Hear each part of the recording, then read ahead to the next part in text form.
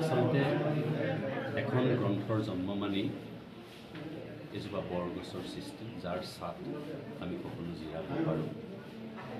আৰু আজি যিখন গ্ৰন্থৰ সৃষ্টি হ'ল, যিখন গ্ৰন্থ ৰাইজৰ হাতলৈ উলিয়াই দিয়া হ'ল, এই গ্ৰন্থখনত একোটি কবিতা ইংৰাজীলৈ অনুবাদ কৰা হৈছে, নেপালী ভাষালৈ, বাংলা ভাষালৈ, ৰাভা, গাৰো, মিচিং 7টা ভাষালৈ অনুবাদ কৰা হৈছে। সাধাৰণতে এনেধৰণৰ গ্ৰন্থ খুব কমকৈ প্ৰকাশ পায়। অনুবাদ সাহিত্যৰ যথেষ্ট গুৰুত্ব আছে। কোনোবাই ইংৰাজীত অনুবাদ কৰিছে, কোনোবাই হিন্দীত অনুবাদ কৰিছে, কিন্তু একেলগে 7টা ভাষাত অনুবাদ কৰি ডক্টৰ বসন্ত মংগল দত্তই আচলতে এটা নতুন অধ্যায়ৰ সূচনা কৰিছে। আৰু ডক্টৰ বসন্ত মংগল দত্ত এগৰাকী খুব ভাল কবি, ভাল লেখক, কেইবাখনো সৃষ্টি তেখেতৰ আছে। গতিকে ডক্টৰ বসন্ত মংগল দত্তই কৰা এই চেষ্টাক আন কেইবাগৰাকী অধ্যাপকে সহায় কৰিছে বিভিন্ন ভাষালৈ অনুবাদ কৰি। তেখেতসকলক ধন্যবাদ জনাইছোঁ। আৰু মই ভাবোঁ আজি যিখন গ্ৰন্থ উন্মোচন হৈছে একলব্য, এই গ্ৰন্থখনে অসমীয়া সাহিত্যৰ ভঁৰাল চহকী কৰিব বা এটা খোজ হৈ যাব বা পাত দেখুৱাব অন্যান্য কবি সাহিত্যিক। এই গ্ৰন্থখনৰ যোগেদি সমন্বয়ৰ যিটো বাৰ্তা, সমন্বয়ৰ বাৰ্তাটো বিভিন্ন জাতি জনগোষ্ঠীৰ সমন্বয়ৰ বাৰ্তাটো কেনেধৰণে আগবঢ়াই লৈ যাব বুলি আপোনাৰ অনুভৱ আৰু সাহিত্য সভাৰ এই ক্ষেত্ৰত কেনেকুৱা কি পদক্ষেপ ভৱিষ্যতে ল'ব লাগে ক্ষেত্ৰত গ্ৰন্থৰ যোগেদি? ভূপেন দাৰ প্ৰত্যেকটো গীতৰ মাজত সমাজ বাৰ্তা আছে। আজি আমি দেখিছোঁ যে ডক্টৰ বসন্ত মংগল দত্তৰ কবিতাৰ মাজত সমাজ বাৰ্তা আছে। তেখেতৰ নিজক সলনি কৰোঁ আহা এই কবিতাটো বা তেওঁৰ অন্যান্য যিবোৰ কবিতা, প্ৰত্যেকটো কবিতাৰ মাজত এটা ইতিবাচক বাৰ্তা আছে। আমি প্ৰত্যেকেই আচলতে আজি নিজক সলনি কৰাৰ সময় আছে। আমি পুৰণি কুসংস্কাৰ, অন্ধবিশ্বাসৰ বোকাত এতিয়াও নিমজ্জিত হৈ আছোঁ। যদিও আমি 21শ শতিকাত জীয়াই আছোঁ, বাস কৰিছোঁ, কিন্তু এতিয়াও আমি নিজক সলনি কৰিব পৰা নাই। আজিৰ পৰা 500-600 বছৰ চিন্তাৰে আমি চলি আছোঁ। গতিকে এনেকুৱা বহু ইতিবাচক কথা আছে এই কবিতা পুথিখনত। আৰু এই কবিতা পুথিখনে সমন্বয়ৰ বাৰ্তাও বহন কৰিব। কাৰণ আজি আমি বিভিন্ন জাতি জনগোষ্ঠীৰ কথা কৈছোঁ, বিভিন্ন জাতি জনগোষ্ঠী এক হৈ থাকিব লাগে, সেই কথাও আমি কৈছোঁ। কিন্তু ডক্টৰ বসন্ত মংগল দত্তই হাতে কামে কৰি দেখুৱাইছে তেখেতৰ কবিতা নেপালী ভাষাত, মিচিং ভাষাত, ৰাভা ভাষাত, গাৰো ভাষাত, এনেধৰণে বিভিন্ন ভাষাত অনুবাদ কৰিছে। গতিকে সেই জনগোষ্ঠীয়েও এই কবিতা পুথিখন সাদৰেৰে গ্ৰহণ কৰিব। আৰু ইয়াৰ মাজেদি আমি এটা একতাৰ দোলেৰে সদায় বান্ধ খাই থকাৰ এটা প্ৰেৰণা সকলোৱে লাভ কৰিব। আমি অসম সাহিত্য সভাৰ মজিয়াৰ পৰা সদায় এই সমন্বয়ৰ কথা কৈ আহিছোঁ। আৰু এই সমন্বয় সাধনৰ কাৰণে আমি বিভিন্ন জনগোষ্ঠীয় ভাষাবোৰৰ বিকাশ সাধন কৰিব বিচাৰিছোঁ।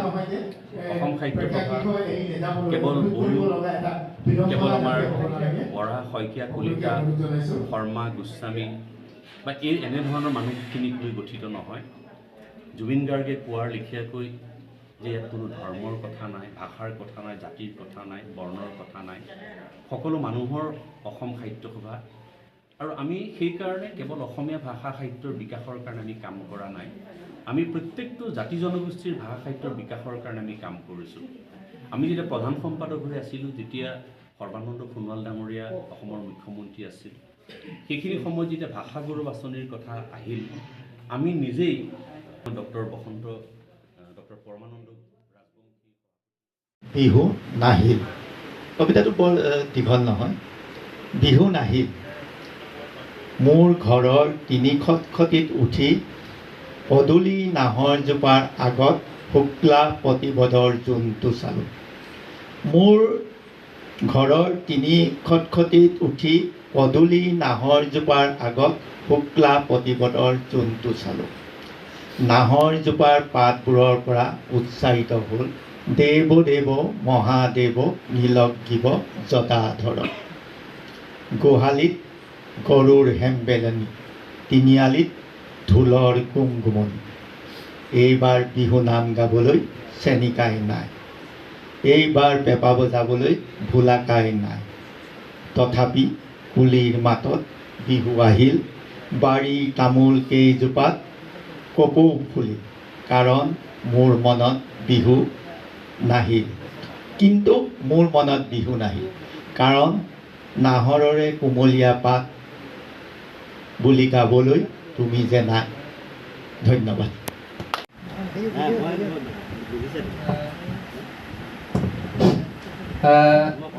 সঞ্চালক মহোদয় আৰু সতীৰ্থ কৰ্মীবৃন্দ সকলোলৈকে নমস্কাৰ জনাই মই কবিতা পাঠ কৰিব বিচাৰিছোঁ। কবিতাটিৰ শিৰোনাম মিক্সি জিলি। মিক্সি মানে চকুলো, জিলি মানে নিজৰা। মিক্সি জিলি। হাঁহিৰ আৰতো তুমি, কান্দোনতো তুমি, খৰস্ৰোতা নদীৰ দৰে নিগৰি আহে। খৰাং কিম্বা ডাৱৰীয়া আছে জানো কিবা সময়ৰ? বেদনাচ্যুত লোটক তুমি, তপত হৃদয়ৰ সাগৰ তলি। সুখৰ দিনত নাহে, যন্ত্ৰণাৰ সংগী হৈ বাস লয় দুচকুত আহি, তুমিয়ে মোৰ মিক্সি জিলি।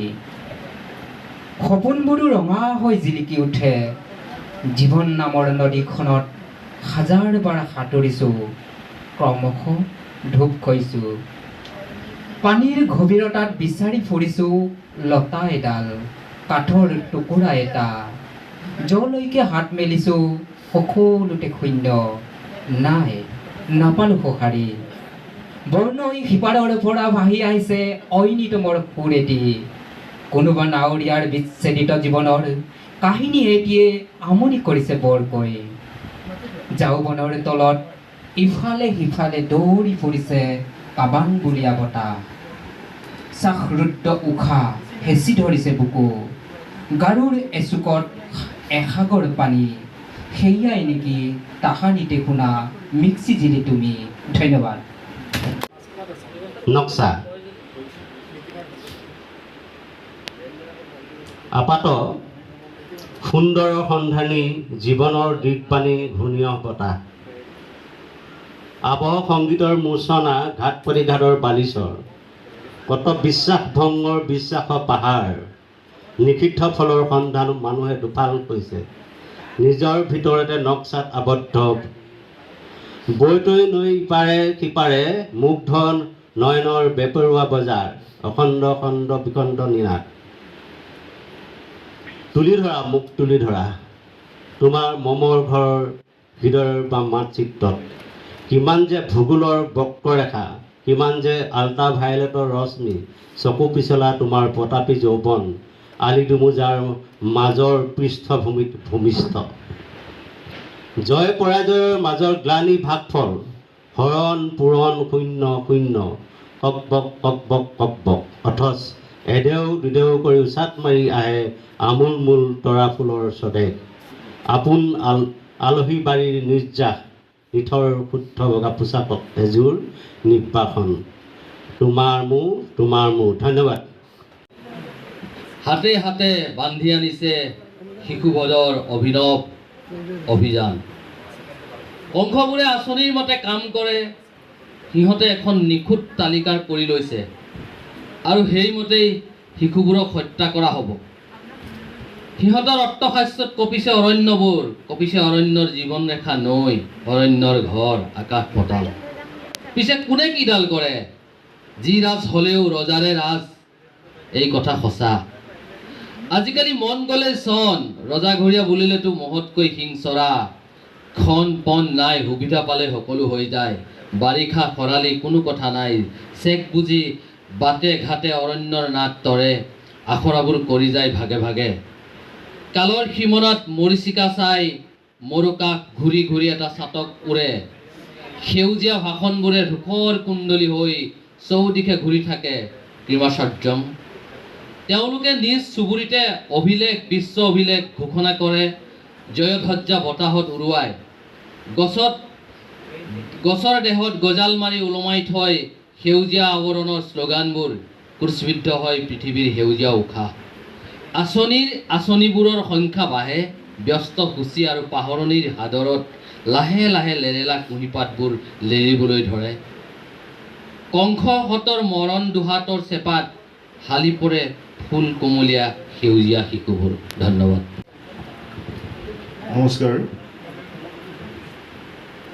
লাইপুলীয়া গোষ্ঠীৰ সৌজন্যত আজি ডক্টৰ লাইপুলীয়া এই শব্দত মোৰ এটা পুৰণি কবিতালৈ মোক লৈ গ'ল। আজিৰ পৰা 10 বছৰ আগতেই লিখা এটা কবিতা। এই লাইপুলীয়াৰে এটা অংশ অলপ আগলৈ গৈ লাইপুলীয়া চাৰিকৰীয়া হিচাপে সকলোৰে মাজত পৰিচিত।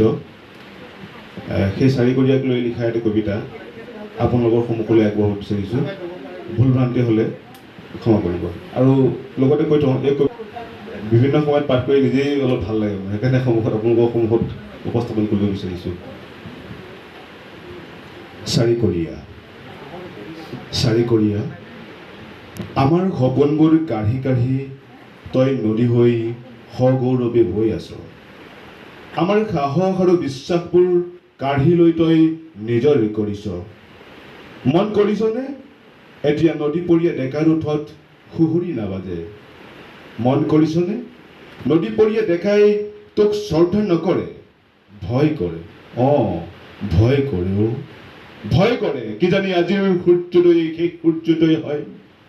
ভয় হয় কিজানি গোহালিৰ গৰুকেইটা কালিলৈ পুৱা দেখা পাবনে নাপায়। পোনাকণ পঢ়াত বিদ্যালয়ৰ সকলোতকৈ ভাল বুলি বিচিত্ৰ হেডমাষ্টৰে দলং খাকু বগাই বাট কৰি বাই ঘৰলৈ আহি কৈ গৈছেহি। সেইদিনাৰ পৰাই বুকুখনৰ কোনোবা এঠাইত বৰকৈ বিষ এটা হৈ থাকে। বিদ্যালয়খনকো তই যদি নিজৰ কৰি লৱ, কি হ'ব পোনাকণৰ? কি হ'ব পোনাকণৰ ভৱিষ্যতৰ? চহৰৰ দামী স্কুলত পঢ়োৱাৰ সাহসকণ তইচোন কেতিয়াবাই নিজৰ কৰিলি। মাজনীও বোলে কিবা লেটাৰ ষ্টাৰ পাই মেট্ৰিক পাছ কৰিছে, কলেজত পঢ়োৱাৰ সাহসকণ নাই। তাইক বিয়া দিওঁ বুলিয়েই কৈ দিছোঁ। চহৰৰ ল'ৰা এজন আহিছিল, দলং খাকু পানী দেখি উভতি গ'ল। 3 বছৰ হ'ল মানুহজনীয়ে নৰিয়া গোৱা। মাহেকে পষেকে নতুন কবিৰাজ লাগে, পিছে মানুহজনী দেখোন ভাল হৈহে নুঠে। বুকুখনৰ বিষটো মোৰ বৰকৈ বাঢ়ে। কচোন চাৰিকৰীয়া, আমাৰ হুমুনীয়া বুলি জানো তোৰ হৃদয় নুচুৱে? ধন্যবাদ। সকলোলৈকে নমস্কাৰ জনাই মোৰ কবিতা পাঠ কৰিবলৈ লৈছোঁ। কবিতাৰ শিৰোনাম নাৰী। মই নাৰী, নাৰী হৈয়ে জীয়াই থাকিব খোজোঁ। মই নাৰী, নাৰী হৈয়ে জীয়াই থাকিব খোজোঁ। আদৰ্শৰ নামত সীতা অথবা উৰ্মিলা হ'ব নোখোজোঁ। মই পত্নী হ'ব খোজোঁ, কিন্তু ৰাম, লক্ষ্মণ অথবা পঞ্চ পাণ্ডৱৰ পত্নী হ'ব নোখোজোঁ। ৰামৰ পত্নী হৈ অগ্নি পৰীক্ষা দিয়াৰ ইচ্ছা মোৰ নাই। ভাতৃ সেৱাৰ অৰ্থে পত্নীৰ সপোন বিসৰ্জন দিয়া লক্ষ্মণৰ পত্নীও হ'ব নোখোজোঁ। পাশা খেলত উৎসৰ্গিত পঞ্চ পাণ্ডৱৰ পত্নী মই দ্ৰৌপদী হ'ব নোখোজোঁ। মই মাতৃ হ'ব খোজোঁ। মই মাতৃ হ'ব খোজোঁ। হ'ব নোখোজোঁ পৰশুৰাম অথবা মহিষাসুৰৰ মাতৃ আৰু বদনৰ দৰে দেশদ্ৰোহী।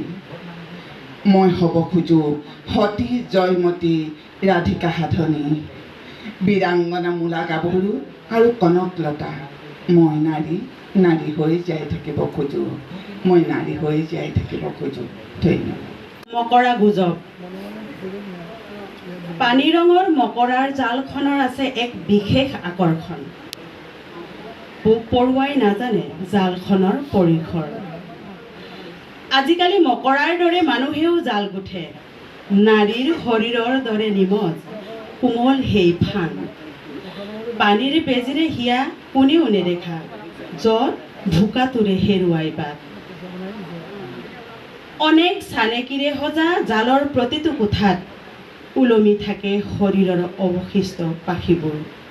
য'ত ত'ত পৰি থাকে মূৰ, শুং, ঠেং আৰু চকু। মকৰাই মানুহক জখলা বগুৱাই। শীৰ্ষগৰাকী উভতি দেখে মকৰাৰ জালখনত চটফটাই বাট হেৰুৱাৰ আশংকাত চিৎকাৰ জোৰে নিজৰেই নাঙত সৰিল। ধন্যবাদ। ভ্ৰান্তি হোৱাটো স্বাভাৱিকেই, ক্ষমা কৰিব। কবিতাৰ শিৰোনাম উশীনতা। উশীনতা এটা জাপানীজ শব্দ। ইয়াৰ অৰ্থটো হৈছে হেৰাই যোৱা। বিক্ষিপ্ত চহৰখনৰ সিপাৰে যিখন নদী আছে, বিক্ষিপ্ত চহৰখনৰ সিপাৰে যিখন নদী আছে, দেখিছা? তাতে সাঁতোৰ মেলিবলৈ পাৰ হৈছেনে কেতিয়াবা বনগুটিৰে ভৰা আলি? তাতে সাঁতোৰ মেলিবলৈ পাৰ হৈছেনে কেতিয়াবা বনগুটিৰে ভৰা আলি? আন্ধাৰত তাৰ ৰূপ সলনি হয়, বুজিছা? তাৰ ৰূপ আন্ধাৰত সলনি হয়। জুপুকা মাৰি বহি থাকে সোণাৰুৰ ডালত এটা ফেঁচা, পোহৰ নপৰে, চেঁচা। জুপুকা মাৰি বহি থাকে সোণাৰুৰ ডালত এটা ফেঁচা, তাৰ গাত পোহৰ নপৰে, সি চেঁচা। তুমি ভাবিছা চাগৈ নদীৰ কথা ক'বলৈ গৈ মই কি কথা কৈছোঁ? চিন্তা হোৱাটো স্বাভাৱিক যে নদীৰ কথা ক'বলৈ গৈ মই এইবোৰ কথা কৈছোঁ, ফেঁচাৰ কথা কৈছোঁ, চেঁচা হোৱাৰ কথা কৈছোঁ। কথাবোৰ এনেকুৱাই, নদীৰ দৰেই। ক'বই নোৱাৰি ক'ত সুতি সলাই কাৰ বুকুত ঘৰ পাতে। মোৰ বুকুতো এখন ঘৰ, ঘৰ নহয়। তুমি ভবাৰ দৰে এখন ঘৰ নহয়, এখন গাঁও। মোৰ বুকুত এখন গাঁও, ঠিক তোমাৰ চহৰখনৰ দৰে, কিন্তু আকাশ থকা, পথাৰ থকা, কুঁৱলী থকা, মানুহ থকা। মোৰ বুকুত এখন গাঁও, আকাশ থকা, পথাৰ থকা, কুঁৱলী থকা, মানুহ থকা। তোমাৰ তাত অভাৱ আছে, বুজিছা? নাই বুজা?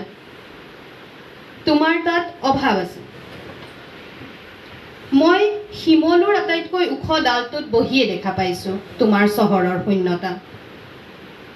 শিমলুৰ আটাইতকৈ ওখ ডালটোত বহিয়ে মই দেখা পাইছোঁ তোমাৰ চহৰৰ শূন্যতা, স্পন্দনহীন চঞ্চলতা। তুমি মানি ল'বানে? জিলিৰ মাত নাই তোমাৰ বুকুত, নৰ্দমাৰ কদৰ্য আন্ধাৰে খাই পেলালে তাক। তুমি মানি নোলোৱা, মই বুজো। জিলিৰ মাত নাই তোমাৰ বুকুত, নৰ্দমাৰ কদৰ্য আন্ধাৰে তাক খাই পেলালে। মই দেখিছিলোঁ জিলিটোৱে ধৰফৰাইছিল, কোনোবাই তাৰ কণ্ঠটো চেপি ধৰিছিল। মই দেখিছিলোঁ জিলিটোৱে ধৰফৰাইছিল, কোনোবাই তাৰ কণ্ঠটো চেপি ধৰিছিল। শিমলুৰ আটাইতকৈ পুৰণি ডালটোত বহি মই চাই আছিলোঁ, চিঞৰিছিলোঁ। শিমলুৰ আটাইতকৈ পুৰণি ডালটোত বহি মই চাই আছিলোঁ, চিঞৰিছিলোঁ। কিন্তু গাঁৱৰ পৰা যোৱা চিঞৰবোৰ চহৰৰ গাড়ীৰ চকাতে চেপেটা হয়, বুজিছা? মই কি ক'ব খুজিছোঁ বুজিছা? বুজিবলৈ তুমি নদীখন পাৰ হ'ব লাগিব।